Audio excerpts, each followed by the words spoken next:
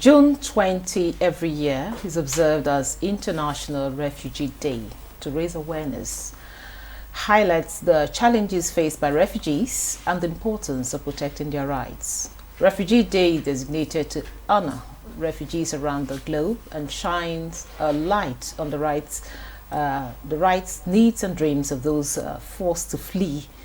The World Health Organization stands in solidarity with over 123 million forcibly displaced people worldwide, affirming that health is fundamental human right, essential to dignity, protection, and inclusion.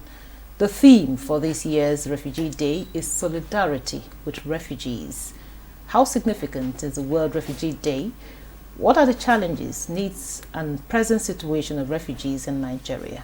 These and more will form the basis of our discussion on the program Nigeria Today. Thanks for joining us. I'm Victoria Clinton.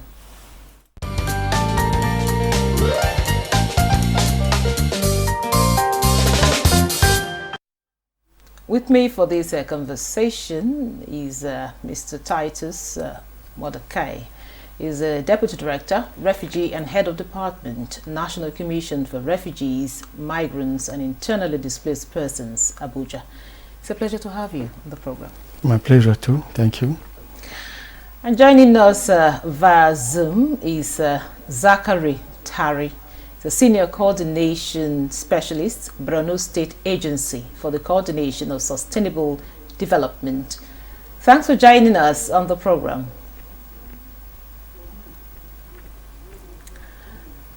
Okay, well, let me start with you, Mr. Mordecai. Tell us first, we want to start with, who is a refugee? Thank you very much. A refugee is a person who flees his country or the country of his habitual residence to another country with well-founded fear of being persecuted for the following reason, five conventional reasons. Number one is in no particular manner race, ground of race, religion, nationality, membership of a particular social group, or political opinion. And he is not willing to return or is not able to return to his country due to the well-founded fear that he has. Okay, today we're celebrating the International Refugee Day. Now, tell us, what is the significance of this celebration, really? The importance is to calling on government, calling on community, calling on states, calling on international community to show solidarity in the plight of refugees globally and also locally. Yeah. Now, Mr. Zachary Tari, can you hear me? Yeah, I can hear you clearly, please. Okay, it's good to have you on the program. Now tell us your own perception about this International Refugee Day. Why is it so important to celebrate this day? Well, I can say that it's very important because there is a need to create awareness about the situations of refugees, because refugees are citizens, but when they move out of the country, they are different from IDPs. They are under the rules and regulations of the foreign land. They are foreigners, and they are worse situation, they are displaced, and then they are little less than human beings the way other people look at them. So it's important to celebrate them, to create awareness, and then advocate for support. There is a need for empathy for these refugees. And then above all, we need to create an inclusive for refugees wherever they are. 20th June is a day that will celebrate refugees. But in Borno State, every day is a refugee day for us. We take them seriously. To you, Mr. Mordecai, talk to us. We also have our own issues in-house, talking about the IDP displaced persons and all of that. What is the situation of the refugees presently in the country, even though we're talking about global celebration, about back home? Yeah, back home, Nigeria, as of today, plays host to about 38,000 refugees from about 34 countries, and majority of them are Cameroonians. Did you say 38 or 138? 138,000. Okay. And majority of them are Cameroonian refugees with a population of over 80-something thousand. And registration is ongoing in the field of Adamawa and Borno.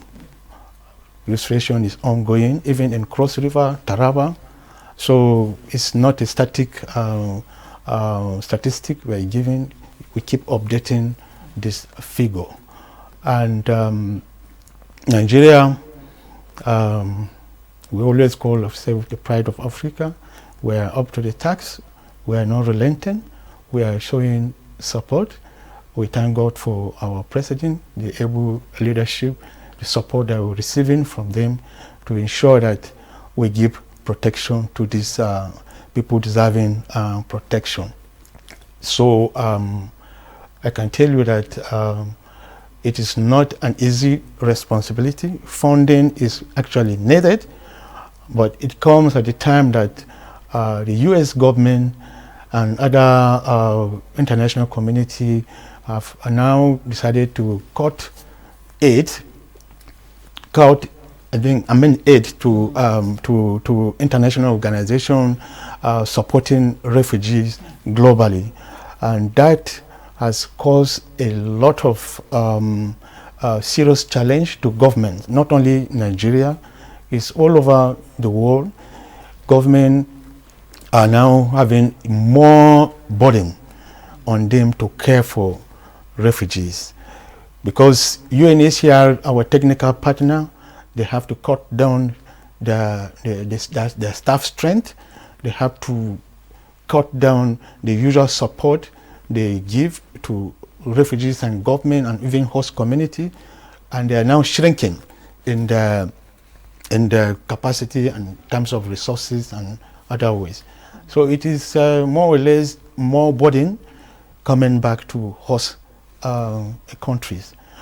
Contrary to the Global Compact on Refugees that is calling on nations, calling on the international community to show support to hosting government, to country hosting refugees by way of financial support, by way of capacity building, by way of improving the living condition of host community, so that at least the problem the host country are having to taking care of indigent will be lessened when support comes to let both host and refugees benefit.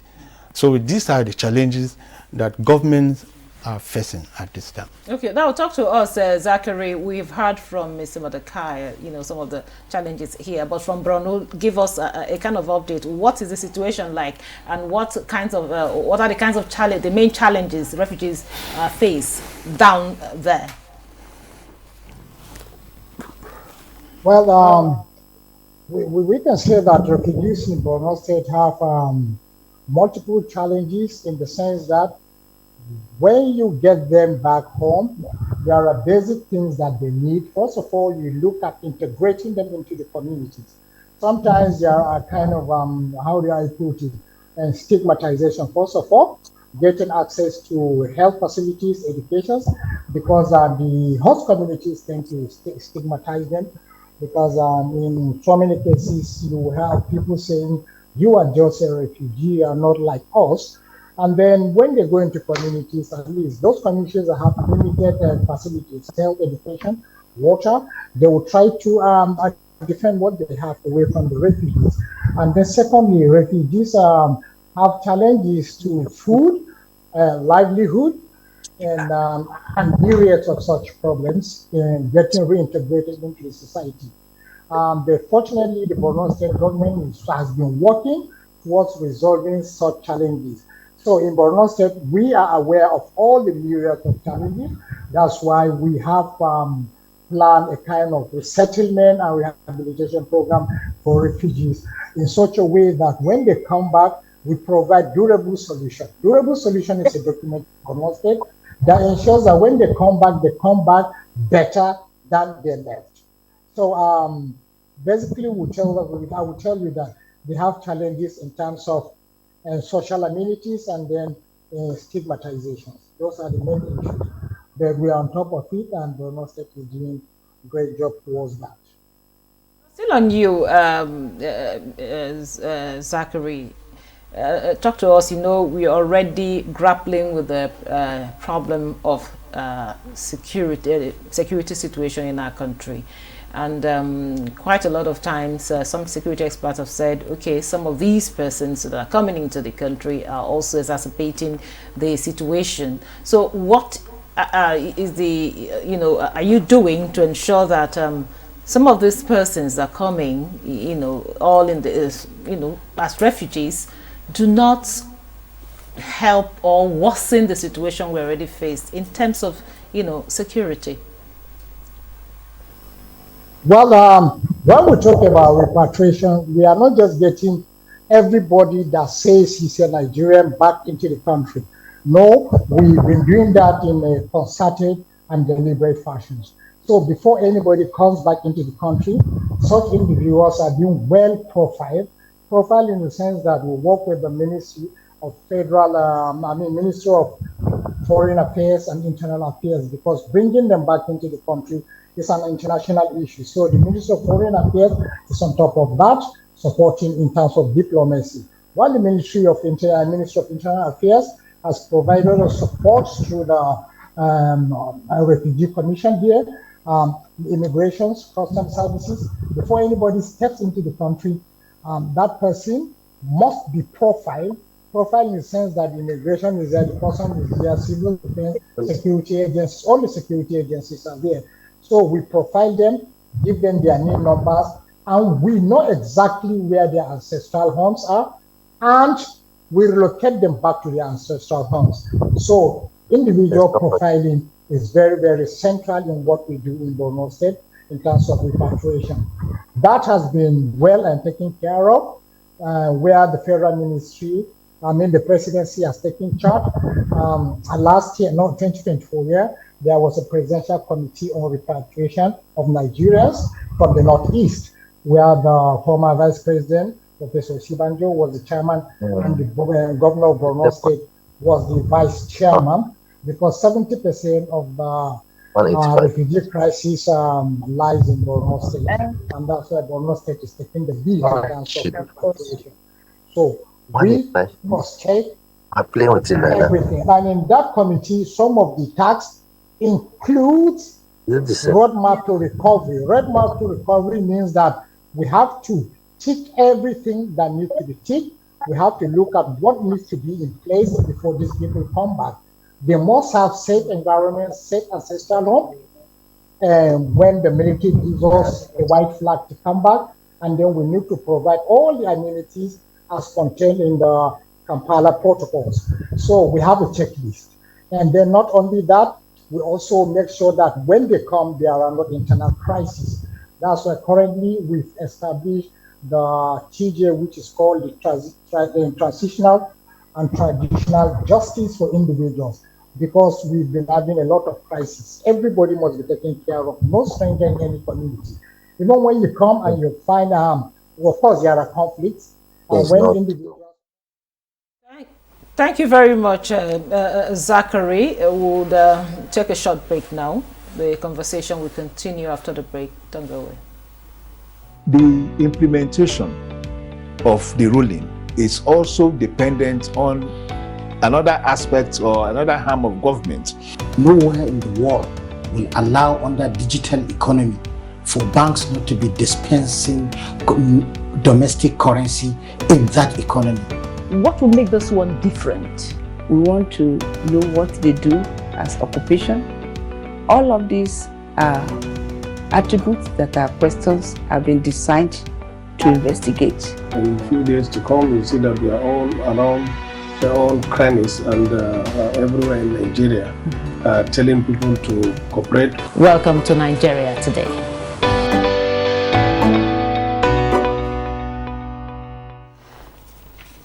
Welcome back. This is Nigeria Today, and we are talking about solidarity with refugees. And of course, I have two gentlemen, one here in the studio with me and one via Zoom. Now, talk to us, Mr. Amaklekai. Of course, Zachary, talked about some of the challenges you are facing in there. But I wanted to clarify something, because I really want to know who is a refugee and who is a returnee. Thank you. Thank you very much. Yeah, I have defined refugee before, and a returnee is, there are all these technical languages that we use in various ways. In terms of refugee, returnee is like we have Nigerian refugees that are refugees, Nigerian citizens that are refugees in other countries, like Cameroon, Nigeria, and Chad Republic, and other countries. And when situation at home country improves, like when they left the country during the insurgency, Boko Haram insurgency, around 2010, after 10 years now, condition has improved, and then they have to come back. We organize what we call voluntary repatriation after signing of tripartite agreement for return. So these are Nigerian refugees over there. Once they step their foot to our country, we call them returnees. So they are coming back to their country. So when you ask about challenges we face with refugees, is now National Commission for Refugees, Migrants and Internally Displaced Persons, we have a legal framework where we have to, conduct refugee status determination for someone to become a refugee.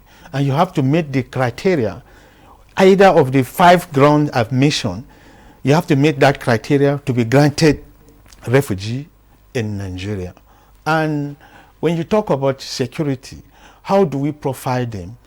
This process of interviewing, through this process of interviewing, somebody can be excluded. Even though you made the criteria to be granted refugees, you can be excluded if you are found to be one of the elements that cause displacement. You cannot be granted refugee. It's against international humanitarian law for someone who is causing displacement to also seek international protection. So this is basically, we have criteria under which we undertake to grant refugee status. It's not just a blanket granting of refugee status to people. But in situation, when you say someone that caused displacement, yeah, what exactly are you talking about? I'm talking about just maybe back home here. We have these elements, Boko Haram, and people that can fight and cause conflict, or even some, even if government, you have a draconian law that can affect people to move, to displace. These are things that make people to flee from their own country. People who cause displacement, and then you still go again, you're asking for protection. There is no protection for such people. It's against international law. Maybe like terrorist groups and other yes, of them. They cannot come again to seek international protection wherever in the world. There's no safe place for them. Okay, when you also say asylum, what do you mean by that? Asylum, yes, asylum, an asylum seeker is still somebody who has fled his country and has come at the door of your country, at the border of your country, and is asking to be granted asylum or asking to be granted refugee. So the process of getting granted refugee status, that process, we call it asylum. An asylum seeker is somebody that has requested to be granted refugee status. He's registered, he's interviewed, eligibility committee consider his case, and whether he met the criteria, they grant him refugee status, but if he does not, he's rejected. His case is rejected. Yeah, I want you to educate my viewer on that. That is very good. Thank you. What is the Commission doing to ensure that the rights of the refugee, because you're talking about solidarity for refugees. So what is the Commission doing to ensure that the rights of the refugee is not trampled upon? Thank you very much. Nigeria, refugees enjoy a lot of benefit in this country because of the kind of protection the government of Nigeria has provided. First, we have institutional framework. We have our mother ministry, which is the Federal Ministry of Humanitarian Affairs and Poverty Reduction, that the federal government deemed it necessary that it should exist to cater for needs of these persons of concern. Then we have also the National Commission for Refugee, Migrants and Internally Displaced Persons, specifically to render care and protection to these categories of people. Then we also have our own robust legal framework. We have the National Commission for Refugees, Migrants and Internally Displacement Act of 2022, which has just been approved, enacted of recent. That law has provided all forms of protection for refugees in Nigeria.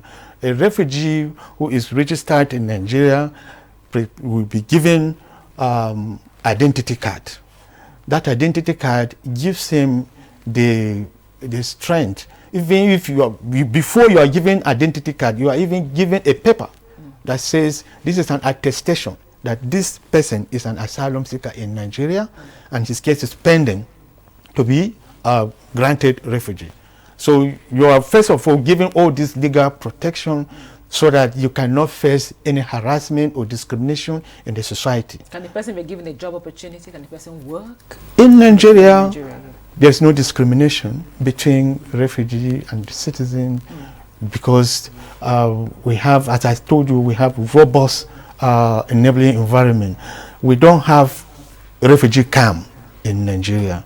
This is deliberate and intentional policy by the federal government to enable refugee to start from day one, from where they stop, where So they are integrated into. They are integrated into the society. Okay. They live among the host community. They live in the urban society. Here in Abuja, we have population of refugees among us in Abuja, Lagos, Port Harcourt, everywhere they are there, and you see them, professionals among them. We have teachers, we have lawyers, we have doctors, medical doctors. They are working among all citizens and they earn good salary for themselves. So all this enabling environment will make it possible for them. We have also collaborated with NEMC to ensure that they are enrolled to have NEN. That one enable them to even open bank account so that at least they can conduct their business and live like free citizens of the society. So okay, now Mr. Zachary, just 1 minute, talk to us about what you think can be done to better the lives of this group of persons, the refugees in Nigeria. Okay. And generally, we have to look at their situations and the likely position they face in this country. We start with basic amenities. So when we talk about refugees, we should be able to return them back home safely and establish dignified living for them. To establish dignified living, we will have to give them a source of livelihood. We have to protect them. We have to give them basic amenities, education, health, and we have to mend social fabrics. Because when they come back, they need police station, they need schools, they need traditional institutions, because a group of people cannot come and settle without a leader. So these are some of the things, and then of course they need incentives because we've done that in Maiduguri. When you bring thousands of people to a community with zero cash, how do they start? How do you boost the microeconomy? We need to support them with cash and some other forms of livelihood which are sustainable. And all these things have been enshrined in the durable solutions for Borno State. We're taking care of that. We look at how they can come back and begin their lives all over with full dignity. With full dignity, sorry. Very much, Zachary Tare, Senior Coordination Specialist, Borno State Agency for the Coordination of Sustainable Development. Thank you so much for coming on the program. Thank you. Thank you. And also here in the studio we had Mr. Titus Mordecai, Deputy Director, Refugee and Head of Department, International Commission for Refugees, Migrants and Internally Displaced Persons, Abuja. Thank you so much for coming. My pleasure. Thank you. And thank you for being part of the program. I'm Victoria Clinton. Have a wonderful weekend.